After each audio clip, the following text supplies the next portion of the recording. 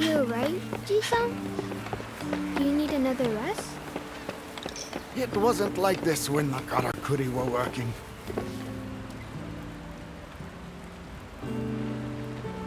Ah, you hunted a tsunobashiri for us, did you? Those spine gliders are tough. We owe you one. Arigato. You're clearly well able to do your job then. But how are you holding up? No strange sensations? Excellent. That's good to hear. You must tell me at once if you notice anything out of the ordinary. Having a karakuri implanted in your body may have consequences you're not expecting. The seed is a very old karakuri, the crystallization of wisdom amassed by the ancient hunters. It will make a deep physiological and mental connection with you. It allows its host to conjure and control karakuri, to influence the ki that flows through the entire natural world, in fact. Until now, I honestly believed it was a fairy tale. I certainly never imagined that I'd see it with my own eyes. Side effects? Well, there are certainly pitfalls. Firstly, I don't believe you can manipulate karakuri wherever and whenever you like. You've experienced that already, of course.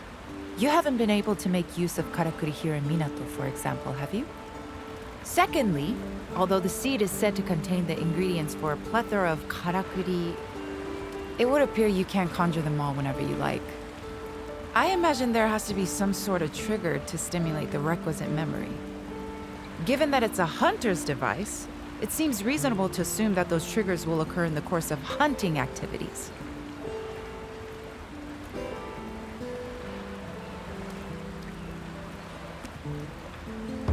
And thirdly, I dare say this is the most pertinent of the pitfalls from your perspective.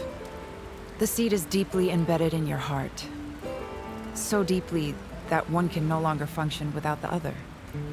What I'm trying to say is that if that tiny karakuri were to break, you would die. Now, it's not especially fragile, so there's no need to panic, but still, I would treat it with due care.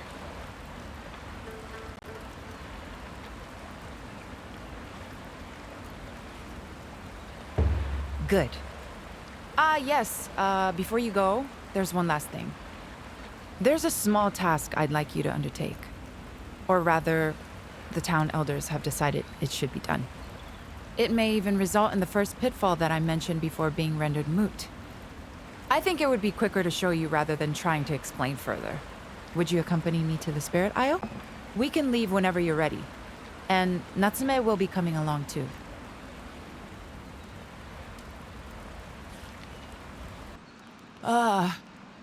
I forgot how much I hate boats. Are you alright, Sensei? You did say you'd explain what we're doing here when we'd arrived. I'll be fine. So, there is an old ruin on the island here, where the natural flow of ki has stagnated. I need you to clear the blockage.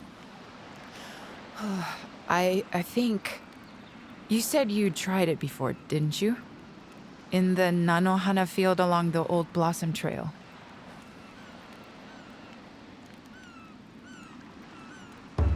I'd like you to do the same thing here. I learned that a particular material is required for the job, and through meticulous research, I've managed to ascertain which kemono to hunt to obtain it. It's a kemono called Jigokuzaru, or lava back. As far as we know, it's lived on this island since ancient times. Apparently, Minato's hunters have never been a match for it. Your confidence is reassuring, but I don't want you taking any unnecessary risks. If it seems too much for you, return to Minato and reconsider your approach.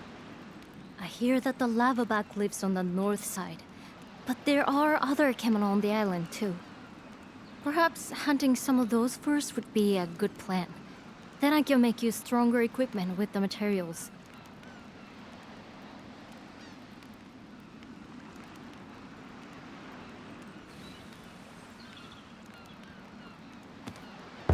Let's hope this really does help Minato flourish again. Sensei? Sorry, I was muttering to myself. Oh yes, I nearly forgot. I've taken the liberty of adding a rather special karakuri to your gauntlet. I have a matching one, and together they'll allow us to communicate when we're too far away to speak to each other. It'll all become clear once you use it. We'll contact you in a little while, so don't be surprised if you suddenly hear our voices.